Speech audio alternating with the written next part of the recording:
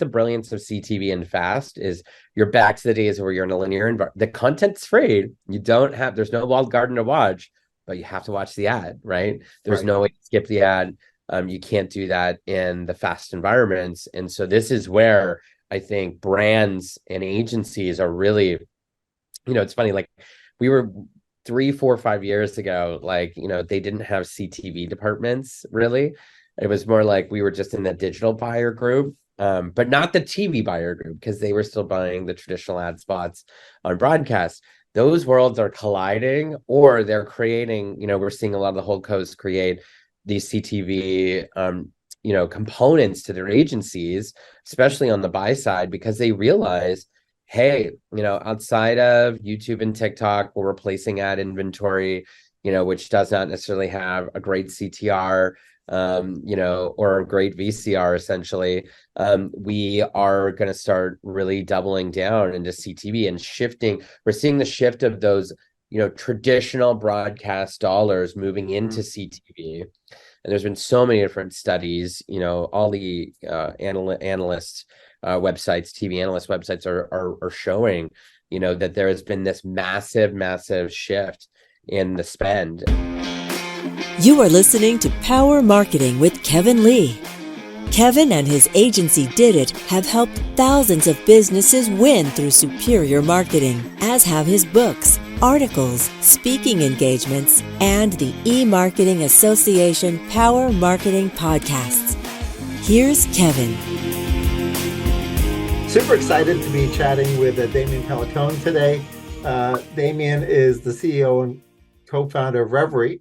And not a lot of folks know Revry unless they are in the target audience. So for those not familiar with the origin story or the brand, what was the catalyst for you, Alia, Christopher, and LaShawn to pull the trigger on it? Yeah, thanks for having me on the show, first of all. And it's really interesting because it's, our origin story. We were very inspired by technology. I'm a self-proclaimed Applephile, and I have to have all the toys, like the new iPhones, the AirPods, the watches, everything when it comes out. And this was, 2015. Tim Cook was talking on stage, when they do their big product release in September for, Q4, about the new Apple TV and a new operating system called tvOS. And I was actually working for a B2B SaaS tech company in Germany, representing them for North America. And eventually I took over globally. And we are going to a trade show in Amsterdam. And I don't speak Dutch and I don't speak German, or very little, only swear words, right? And then I was watching, I didn't have anything to watch. So I'm like, I'm going to tune in and watch the live broadcast from Cupertino, because this is like my Olympics, right? Like, this is all when all the cool new tech comes out. And when they introduced tvOS, a light bulb went off. It reminded me of the days of, I'm old enough, I'm 42, to remember like when the iPhone came out, and when, iOS store was open source and people could develop apps for it. And it was, such a big, momentous kind of shift in culture and technology. And so that's when I had the idea, immediately bought the Apple TV, plugged into my television, looked on the Apple TV tvOS app store for LGBTQ, all the different acronyms, and nothing popped up. And that's when the light bulb really kind of solidified for me, where I was like, this is it.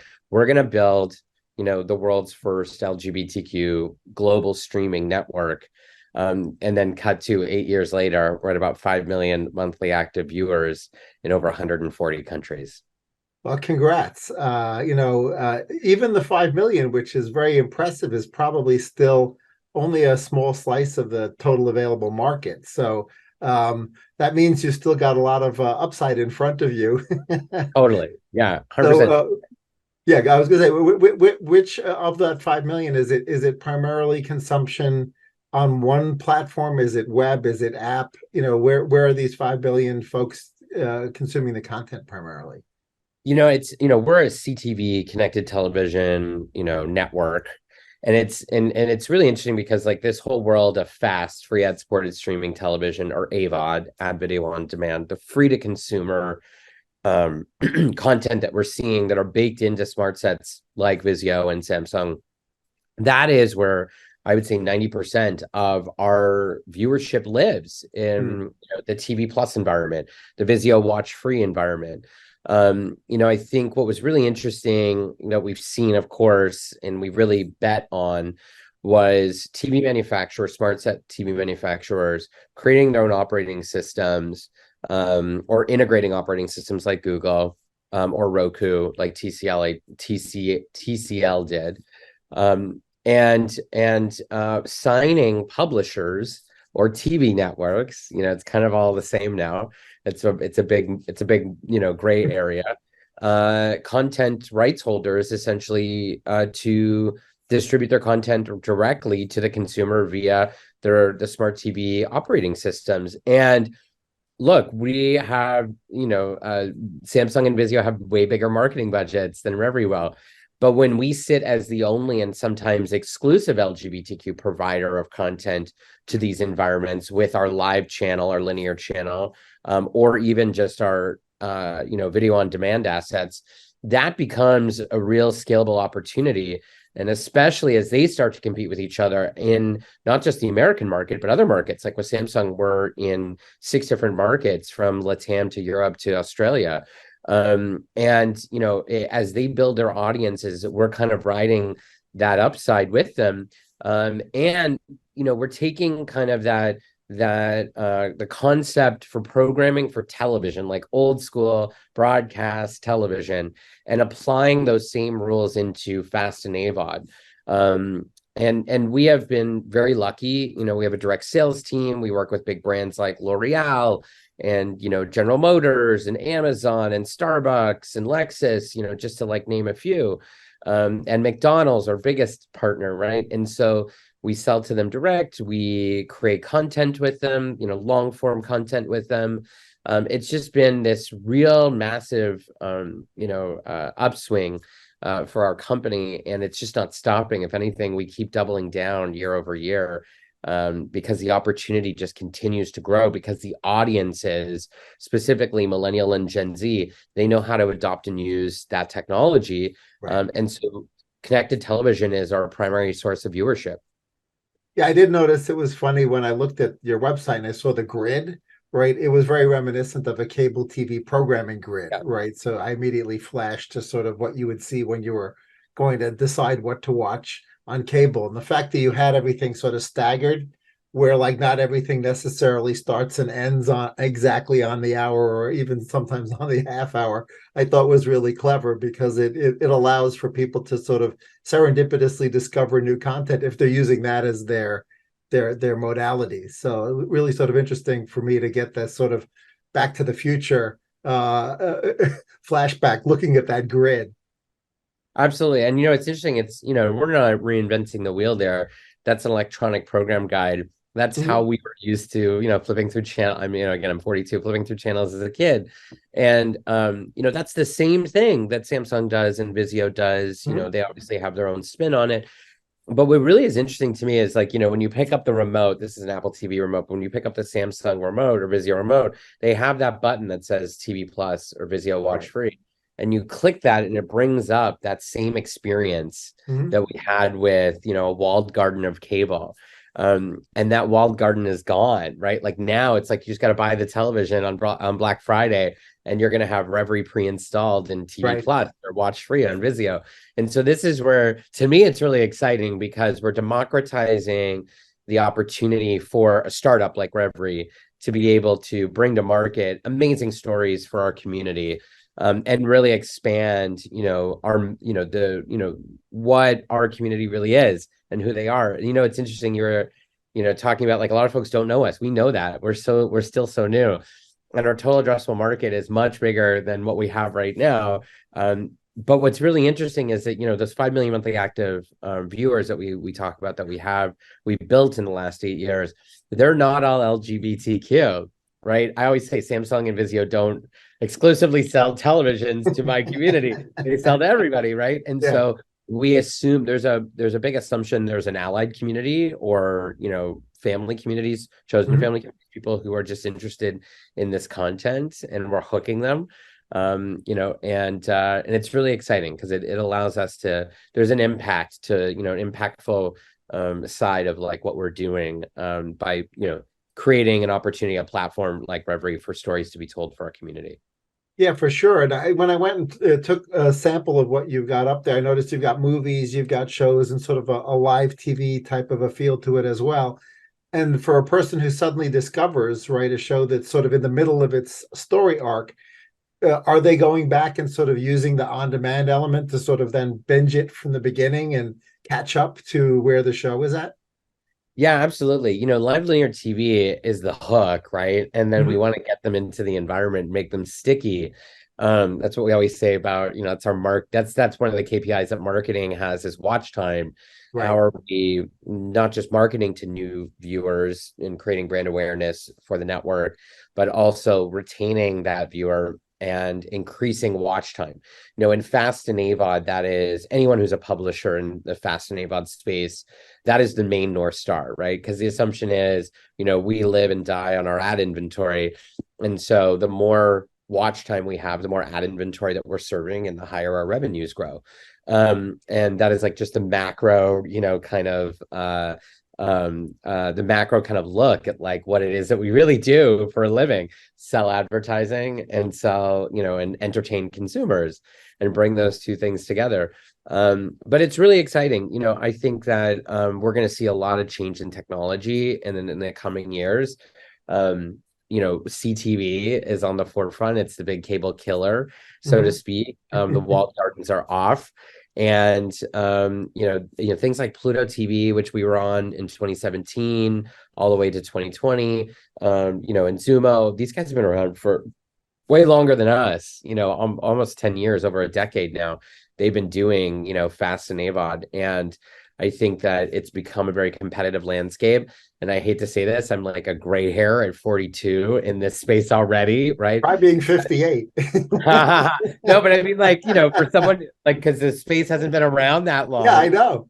And I just shaved my beard, but I was saying to my husband, who's one of my co-founders, Chris, the last time I grew a beard was in 2015. I didn't have any gray hairs. This time I grew a beard, it was all gray hairs. I'm like, that's definitely from the stress of being a CEO. So I like to think it's a badge of honor, right? Like it's like Yeah, we've earned these gray hairs, so to speak. right, for sure. So Yeah. you mentioned that advertisers and sponsorships fit, really tightly into your model, and I would imagine that that includes a lot of branded content, potentially even co-created content, but also potentially just slotting, old school 15 seconds and 30 Yeah. seconds or 60 seconds into the in stream. How is that breaking out? Is a lot of it sort of custom content where you're really collaborating with the brands and their agencies? Yeah, no, that's a great question. 100% of it is collaborative, and Oh, this is really? Okay, wow. content that is long form. We're not. This is what's funny. Anytime we use the term branded content, there's this assumption it's like short form, it's influencer content. What we have been really doing and our approach on our originals, specifically our originals, has been all non-scripted content, because non-scripted content, reality, variety shows, award shows, we even have a sports show, that is, we can turn those out within a quarter. So then we could be on we can respond to an RFP, let's say beginning of January, and have that show airing by, middle to end of March. We have that infrastructure built in-house to be able to develop, produce, and integrate brands at any level, as, short as a 2-week work back on our weekly news show where we can integrate brands, which is more of a pop culture, fun news show, Culture Q. Or we have like full 6-episode series, like Drag Latina, our Spanish and English language drag competition, which our new season airs this Sunday on Revry, all brought to you by CeraVe and Verizon. And you'll see the brands, integrated or have brought to you by spots and mentions throughout the entire show. They love this. And what's really unique is this becomes an archival moment too. So it kind of lives in perpetuity. We even had a show with McDonald's that we did for 2 years, House of Pride, which was a big variety show, and our big cold opening musical number, because, it's a variety show and we're gay, we have to have a big musical number. We shot at a physical McDonald's has a studio here in Los Angeles, like it's a residential looking McDonald's, and it's in the Mhm. city of industry. It's where they shoot. It's not an operative McDonald's, it's where they shoot all Right. the commercials or scenes from movies and things like that that are a residential McDonald's. So we get that for a couple of days, and that's where we do a big flash mob, big musical number, and that's what opened the show. No better way to integrate a brand but to like have a big song and dance number inside one of your Right. restaurants. They love this. They clip this out. They use it for their own purposes. We get great content out of this. This has been a real fun experience. We work with Nike and Discover and Lexus to create award shows and sports shows. We have a voguing show that we did this year called Pride Ball with Henkel and Nike, all underwritten by Got to Be Hair Cosmetics and Nike, which was really exciting. And it was a 3-hour voguing tournament that we shot here in Los Angeles, which did 1.5 million views in 2 weeks. It was our highest watched show ever in the history of our network. And it was really unique. I totally understand sports. It was 3 hours of content, and 90% of the audience watched all 3 hours, which to us was like, wow, this is a really highly engaged piece of content. The brands were super happy. I think we had promised them maybe like 500,000 views, and we tripled that opportunity for them. So they were all in. And when we did our New Friends presentation this year, I don't know if you caught it, Forbes and a whole bunch of other media outlets rated us #1 to watch, which was really exciting when you're like presenting alongside like Amazon and Snapchat and Samsung and Vizio, these bigger OEMs and these bigger operators. We were the first LGBTQ company to ever present at a New Front in the 10 years that the New Fronts has been around. And we also made it a musical 15-minute number in the vein of The Wizard of Oz, and casted it and wrote original music and edited really exciting videos and trailers that went along with the storyline. It was called The Wizard of Yes. And you can watch it on the IAB's website, but it was a way to disrupt kind of how we were looking at presenting ourselves as a network. My philosophy is if I can't entertain you, whether you're B2B or B2C, I'm not doing it right. So we always have to be entertaining whatever audience we're speaking to. And we had so many brands come out of that opportunity. It was a really, pivotal and exciting moment for our business. One that Aaliyah, LaShawn, and Chris and I will, always remember. Yeah, that sounds really fantastic. And what it sounds like the best brand opportunities are ones where they really integrate in with you and sort of collaborate on things. But if a brand comes to you and says, well, I just really want sort of the old school product placement, like I just want my brand in the background. I don't need for us to be woven into a story. I don't need the story to be about us. I just want to be part of the story in the background. Are you equally happy when that happens, or are you more like, yeah, okay. So Absolutely. pretty much the whole continuum from let's fully integrate to have the Cheerios in the background. Absolutely. And look, they're 100%. There's a number of different ways that brands want to be represented. Sometimes it's the use of the product. Sometimes it's just a background image. Sometimes it's brought to you by. Sometimes it's the whole musical number, right? We are completely collaborative and open to all of those ideas, and we have such a great development team and a lot of different production companies that we work with to service these ideas. And I'm really excited at CES. We're going to announce a really big slate of originals that are already taken by major brands for next year. So it's working. We're doubling down on what's working, and I'm excited to start working with new brands and integrating new ideas in 2024. What I love about it is the story is the sort of foundation that carries the brands along with it, and it is quite collaborative. But the best part really is it's not skippable, right? I mean, so if you sort of think about the old school stuff again in our early, we when TiVo came out, we were all super excited and horrified at the same time, being in advertising, that we personally could skip the commercials, but we were horrified that everyone else could too, right? And that's when sort of this, the new generations of product placement arrived, and the new forms of integration of brands into stories. And I think really your stuff really personifies that, right? The full gamut. and it's not skippable, and you can't ignore it. It's right there. It's in your face. And that's what's great about FAST, right? So FAST, free ad-supported streaming TV, is just the way in which, again, so much of our audience watches us and engages with us. And that's the beauty of FAST. It's all non-skippable video ads, right? It's all played linear. And like in places like with Samsung and Vizio, we have inventory splits, so we get to sell that inventory direct. And we also have a programmatic solution, our ad network, Prism Riot, which we also announced this year. So it's, that's what's great is like, we can guarantee now, I think we're doing on our ad network up to 1 billion ad requests a month is what we're seeing coming through the ad network. I one day hopefully would love to be selling 1 billion ad requests. I'm not selling all of those ad requests just yet. But see, that's the brilliance of CTV and FAST is you're back to the days where you're in a linear environment. The content's free. There's no walled garden to watch, but you have to watch the ad, right? There's no way to skip the ad. You can't do that in the FAST environments. And so this is where I think brands and agencies are really, it's funny, like we were 3, 4, 5 years ago, like, they didn't have CTV departments really.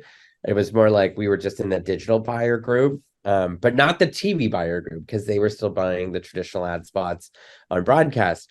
Those worlds are colliding, or they're creating, we're seeing a lot of the holdcos create these CTV components to their agencies, especially on the buy side, because they realize, hey, outside of YouTube and TikTok, we're replacing ad inventory, which does not necessarily have a great CTR, or a great VCR, essentially.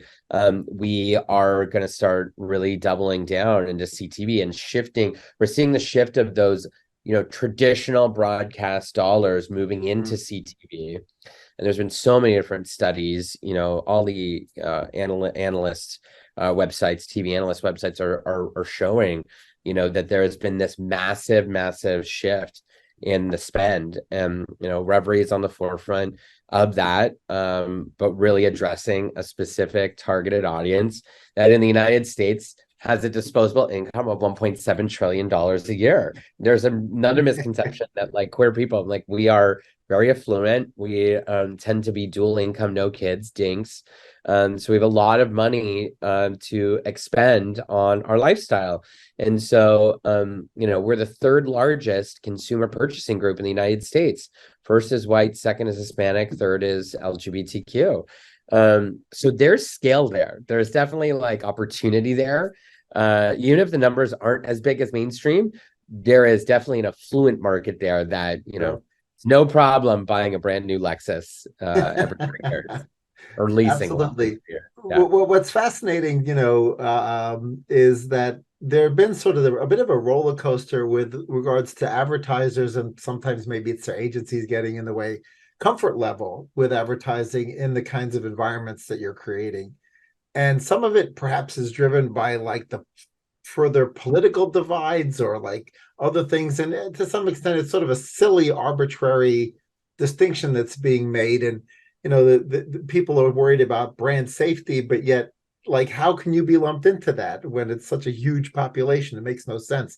But you'll hear things like that come up in meetings.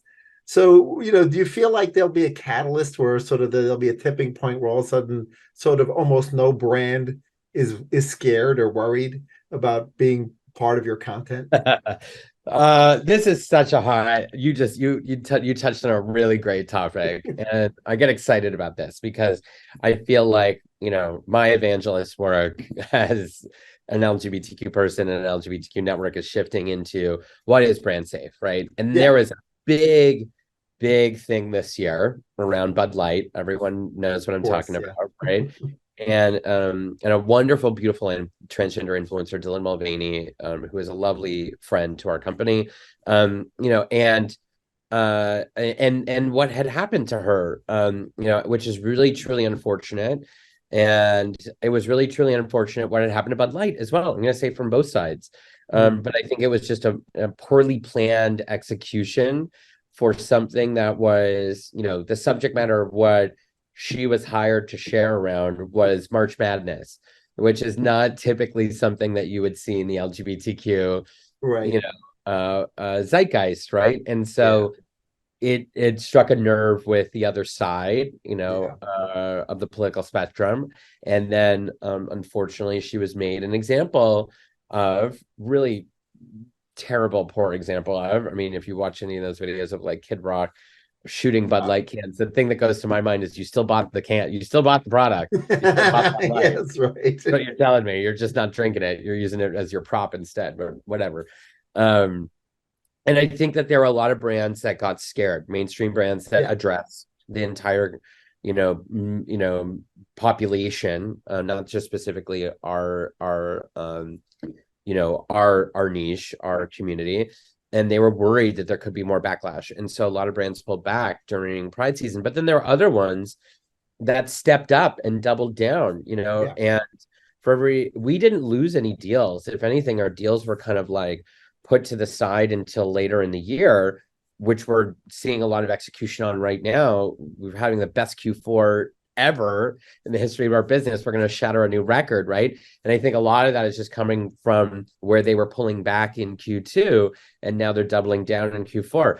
Look, spend with me throughout the year. Our goal is to try to get brands to understand that I'm not just gay in June. I'm gay all 365 days a year, right? And so we want these brands to be involved in marketing to our community like all year round, not just specifically during 1 month. Mind you, we still make 40% of our revenue in that 1 month in June. And we know that. And it's a great opportunity to pick up new clients and really show them, our ROAS and our ROMI on what this can really look like, which, I have to say, for us, we have always shown positive numbers, and the brands have been super excited, and we end up getting incrementally, higher budgets year over year. We get them in June, and then we keep them all year round. That's kind of the goal, or bring them back to an all year round program in the following calendar year. But I think that, like, brand safety is something that is not going to go away. And it's going to be defined, I believe, by the generations and the generation of the consumer who is watching via whatever platform they're watching. So, and I say this because you're going to see pushback from different communities and different cultures around how they define brand safety. I mean, whether it's Black, Hispanic, AAPI, LGBTQ, disabled, Native American, there's going to be nuance to brand safety. And I think one of the biggest things is, educating the marketer, whether it's the brand or the agency, around, hey, what? You may not be the best at understanding how to communicate in a brand safe way to our community, both internally or externally, to the mainstream as well. But you know what we are? We're experts at this. And that's where we've kind of planted the flag. We are experts at marketing to our community, and we have proof, data, proof to show that, through brand lifts and, again, through just showing the return on investment that they're making by comparison to their spend in mainstream environments. And so when we get to that point and we can prove that, and we're proving that data, that is where things start to shift. That is where mindsets start to kind of, I think, float to a different side of the spectrum. And this brand safety argument is not just about, I'm talking on the direct side, but there's also the issue on the programmatic side too. Yeah, of course. The keywords and block lists, right? And we're working with Tag right now to help build that list. What is an acceptable list of keywords, with other great companies like, Brand Advance, who's in the same space, fighting for minority kind of programmatic rights. And I think it's going to take, organizations like the ISA, the Independent Streaming Alliance, the IAB, the like AMI, ANA, and folks like Tag, like these other third-party organizations, to really start to lead those conversations and bring in the experts, i.e. the publishers, the people who are on the ground floor and who are from those communities, to really start to shape and reshape that conversation around, what really is the definition of brand safety. Yeah. I mean, the good news is I think there are enough socially conscious brands that realize that they shouldn't use that as an excuse to essentially discriminate, right? Because then you're not supporting the community as a whole. You're actually punishing the community by essentially not giving them their their pro rata fair share, right? Given their spending power, you guys should have your pro rata fair share of the ad dollars. So I think luckily there are enough brands who are sort of doing on the right path, and Totally. you've demonstrated that already. So hopefully that momentum continues. A follow-up question is, you've got your awards shows, which are essentially events centric. Yep. Do events bridge out of that and into sort of broader community events? Is that going to be continued part of the programming, or is that also a way for you to drive a new adoption of viewers and people aware of the brand? Our community loves events. I mean, Pride, case in point, right? Everyone loves Yeah. a great parade, big Yeah. colorful rainbow parade. For us, the way that we've been looking at it is kind of the brands get a 2-for-1 approach. Right. So Pride Ball, our big voguing tournament competition, we call it Queer Sports show that we shot here in Los Angeles at Noy House in June during Pride season. I was touting kind of statistics on the viewership was 1.5 million viewers in the following 2 weeks after release, right? But in the room, there were 700 people from the Los Angeles community.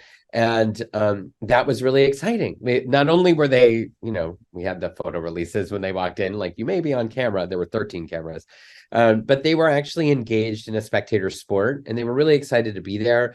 And Noy House in Hollywood, we actually took the second floor and we invited all the industry guests that we could think of. We invited so many like investors and buyers and agencies and colleagues from other publishers. So we had this whole second floor filled with like 150 people, which we wined and dined that had never been to a voguing competition show. If you were on the main floor, you had been to a voguing competition floor. You've been to a voguing show before, but they were so engaged with the content. Right. And we love, and this is an opportunity for us to, not just have a free audience, but like to engage folks who are not familiar with different stories or aspects of our community and our culture, like voguing, which really addresses a Black and transgender community, as well as Hispanic community that came out of, the 80s and Madonna and the scene in New York City, which is still very prevalent today. And shows like Pose and Legendary brought it back to the mainstream. And we're trying to, have our own spin on that. But it was great because we're exposing people to culture, whether it's on screen or in the room. And it's really exciting and it's fun. And it's something that people can really get, their teeth into. And the reason why we call it Queer Sports is because, our top prize was $10,000 and we had 2 prizes at $5,000 and 2 at 2.5. And they were furnished by Nike and Hinkle and Noy House, different partners that we had on that show. But there was a tournament. So people were, battling for that first place trophy and that big cash prize. And it's exciting, and I think this is where, having in real life events, even like our award show, Queer X or Drag Latina, we're about to do Drag Latina kills me because this is very much like Drag Race in the sense that there are queens from different cities and they're all hosting their own watch parties this weekend, right? My social is blowing up because I'm seeing one in Dallas and Seattle, and we're hosting the one in Los Angeles. And, obviously the cities are cheering for the queen from their city to, not get chopped and go on to the next episode. But it just proves, and that's with like, we're not for Drag Latina, those watch parties, we're not even helping to program those. They're just happening organically, but that shows, the need and the hunger for, IRL events still to exist. Sure. Yeah, that's a great point. Now, obviously, some people think about your community exclusively as Vogue parties and drag parties, but there are all sorts of continuum, of levels of out, right? Because there's folks who, due to society or religion or family, are not really out. They may be out with their friends, but within family, it's still not talked about or, whatever. And so, as you're thinking about content production and you're thinking about, okay, how do we balance off that portion of our community and create the sort of family friendly content that acknowledges the fact that within any reasonably large family, there's going to be gay people in that family, right? Whether they're out or not. Yeah, I feel like, everyone at this point in 2023 probably knows, whether it's a family member or a friend, and a person from our community, from the LGBT community. I think on the last census that came out, 7.2% identify as LGBTQ, but we know that there is a big part of our population that doesn't identify. And what's really interesting is when you look at Gen Z, which is the largest generation on the planet, a third of the planet's population. 50 there's statistics that show 52% of Gen Z don't want to declare their sexual orientation and don't want to declare their gender. They're like, we don't want to be male, female, non-binary. We don't want to be anything. We don't want to be gay, straight. We want to be who the fuck we want to be. Excuse my French. And we support that. Even like that's, our biggest thing is, it's why queer is adopted now in such a big way. You don't have to use the acronyms. You can just say, remember the queer community.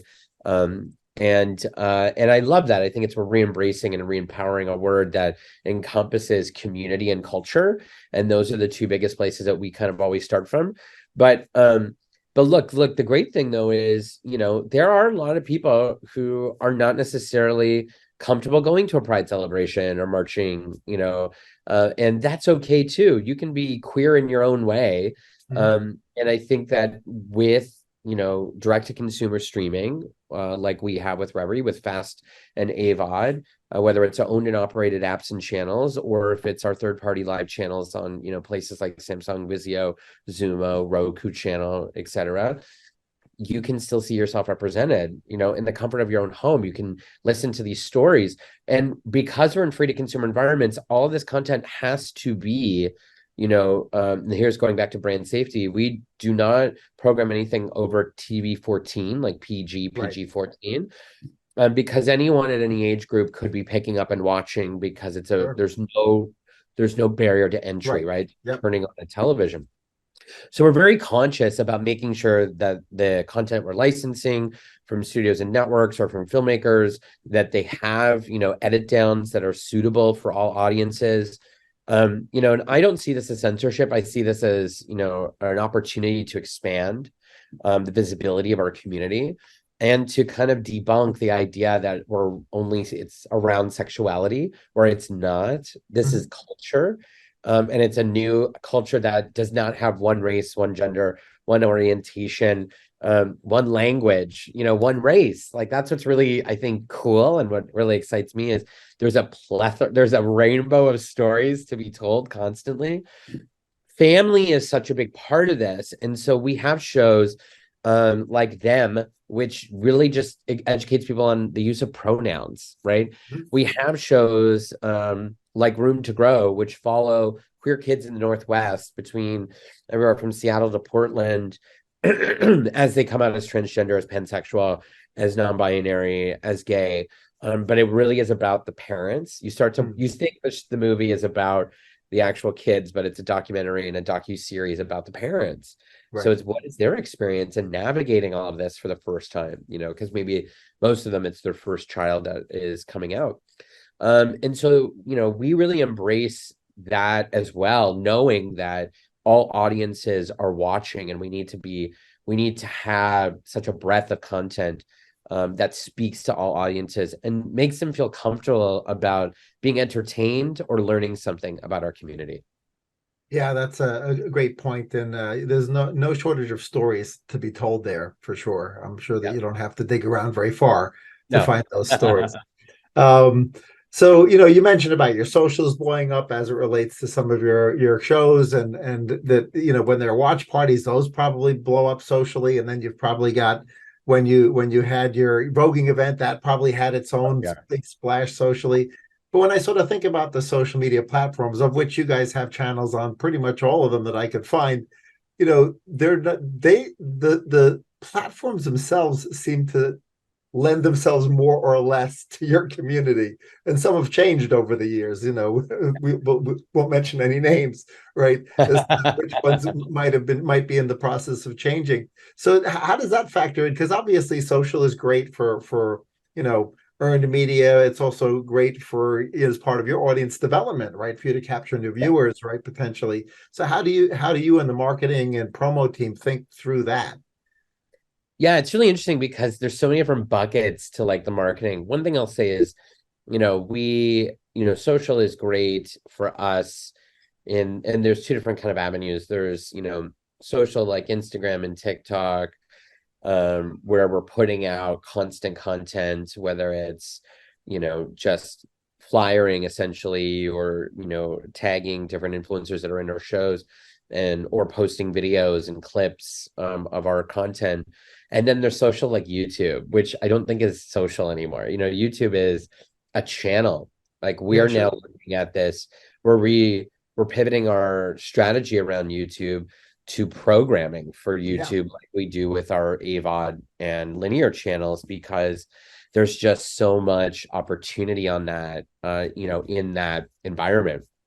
And it's such a big, massive percentage of where Gen Z specifically watches content, and they'll watch long form content. It's not about short form content anymore. They're Right. watching Sure. Mr. Beast video that's like half hour, right? And they're watching, I watched it too, the one where he just like, buried himself for like 7 days straight. And I'm like, why am I watching 24 minutes? This is crazy on my phone. Like this device is big enough to keep my attention for the same thing as, I'm looking at a big screen TV in front of me, but like a big screen TV does. Yeah, sure. And so there's, really understanding how we are programming for both of those things. Now, those viewers do not move into fast. I will say, like, we've done lots of ABC tests. You Hmm. can't skip a viewer into a Samsung TV or a Vizio. And so then we kind of have another bucket of our marketing, which, splits into two with CTV, which is paid and earned. So their editorial teams at Samsung and Vizio and all of these different and Roku channel OEMs that essentially are like, hey, what do you have for Halloween? What do you have for Thanksgiving? What do you have for election time? What do you have for Pride season? And we're constantly pitching them, assets to be featured that are publicizing our shows on their homepages or in their banners or in their newsletters. And we've developed really good relationships with those editorial teams at these CTV environments. And those can be very fruitful for us, to piggyback off of all of that. And then the paid side, our marketing dollars are best spent in search. This is not a new topic, SEO, obviously. Been And doing it longer than Google's around, so exactly, better than I do. yeah. And then paid media in the CTV environment. So, Right. Samsung, Vizio, and all these guys, they still sell their own inventory, and they'll sell to a lot of their publishers. And we commit to a certain spend or buy every year because we know what that will yield in viewership. We have a formula, an algorithm around that. So there are different parts of the year or different shows, flagship shows that we really want to bubble up to these homepages, and we're willing to take those marketing dollars and put them into the environments where the viewer already knows how to use that technology, right? So it's Yeah. a one click away from, the homepage on Samsung or Vizio directly into Revry's live channel in the Hmm. TV Plus environment or the watch free environment. And so that's a smarter way for us to be spending our ad dollars, as opposed to trying to get someone to go from this screen to this screen in some other environment. And so it's, there's a mix, right? And then there's just brand awareness, because there's Yeah. still like, a lot of our community still doesn't know that we exist. We're still a new company. And so how do we kind of cross that chasm, as Simon Sinek will always say? Hmm. And for us, we know that's just going to come with investment and our next round of investment and how much we allocate into, whether it's out of home or plastering New York Pride or Los Angeles Pride with a big Revry poster on it. Yeah, what I love about the point that you made, it's very similar to the point we make to DTC retailers, right? Because they don't always think like, oh, I want to send them to my Shopify store. Well, you have to meet your consumer where they are, right? And so you have to be in Amazon with FBA because that's where the person is choosing to shop. And it's much the same way as you're describing, like, well, the YouTube audience is the YouTube audience, right? And that's where they watch long form content now, surprisingly, right, to many of us. But if you're not there, it's not like you can drag them anywhere else. No, that's it. You have to think of that as a purely incremental opportunity. You can't say, oh, well, my CPM is 30% lower there. Doesn't matter. It's incremental, right? So you have to be there if you want to get find that person. What I do like about YouTube's algorithm, it's really good at serendipitous discovery, right? Yes. So it's pretty good at watching people's other behaviors and the things that they're subscribed to and suggesting things. So if there's a little bit of a vacuum in there for content very similar to yours, you guys might end up recommended a lot, which is great for growing the viewership. So look And forward to that is so similar to the environments that we're in on the connected TVs. Case in point, there was this big LGBTQ movie, Red, White, and Royal Blue. It came out as an Amazon Prime original, and we're on Freevee, and we're also in Prime channels. And that month that it came out, the recommendation engine must have recommended a ton of Revry content because our monetary, like our check size, our rev share with them, like spiked. It was like over 1,000x what we've ever seen. And we can only equate it to the success of that movie, and the algorithm bubbling up our content to, a mainstream audience, which was wonderful for us. Yeah, and hopefully some of them stick. Exactly. And they have. And so, it's great to be able to piggyback off of, all these different algorithms. So finally, what has you excited about next year? Oh my gosh. So I'm bubbling with excitement for next year. And I say this because we have this big announcement. I can't tell you because it's at CES. I'm going to be on stage with one of our big Fortune 500 advertisers announcing some really cool stuff. But we're crossing, again, I always use this Simon Sinek start with why, but crossing that chasm to being a later stage startup. This is our fourth year in a row that we've doubled our revenue, which is really exciting. And next year we're getting into bigger space. We're hiring a few new spots right now on the team that will start in the new year. I feel like, the early stage startup where we have to do, or us as founders, Aaliyah, LaShawn, and Chris and I have to wear multiple hats. Those days are starting to wind down, which is wonderful. I'm not used to this. I'm not used to having middle management. This is a new thing for me, but it's very exciting. It allows me to have a life again. And a lot of these brands, the commitments that they're coming to us with is really exciting. And I think because we have the staying power, we have the most inventory, we have great content, we have a really committed team who executes on all these amazing, RFPs. We won 52% of all RFPs that came to us this year on the direct sales side, which to me is that is a phenomenal number. Awesome. Yeah. That's a really wonderful stat. So proud of our sales team. So this is the moment to really shine. And I just see, not just dollar signs, but I see real opportunity to be kind of embraced by mainstream culture, I think, in the next couple of years, and to get, Revry seen by, 5 million more people. Sure. Well, I love the fact that there's a social impact element to your business as well, right? So it's not just about making money and delighting the viewers, but it's also social impact as well. Correct. Yeah. And social impact, and I'll just leave you on this, is it doesn't always have to be in the form of a not-for-profit. Social impact, and I think this is my biggest argument, that social impact can be a for-profit, and as a minority-owned and operated business, it was, equally owned by two Black women, one who's a lesbian and veteran, one is an ally, Aaliyah, Hispanic gay man, Chris, and myself, non-binary person, who's also an immigrant. We stand for something much bigger than ourselves, a lot of communities whose shoulders that we get to stand on and represent, and really pave the way to show, I want, the world to see our community as not just not-for-profit, that we can be thriving for-profit industries run for and by ourselves. And to me, that, that's one of the most exciting things I think I'll get to leave as a legacy on this world. Great. Well, I look forward to seeing your announcement on doing CES, and thanks so much for joining me. It was very educational. Thanks for having me. So much fun. Kevin Lee's Power Marketing is available on all your favorite podcast networks. Kevin loves helping businesses excel at marketing. Having marketing challenges? Just like Santa in The Miracle on 34th Street, if Kevin can't help you, he'll know someone who can. Find him on LinkedIn, subscribe, or follow.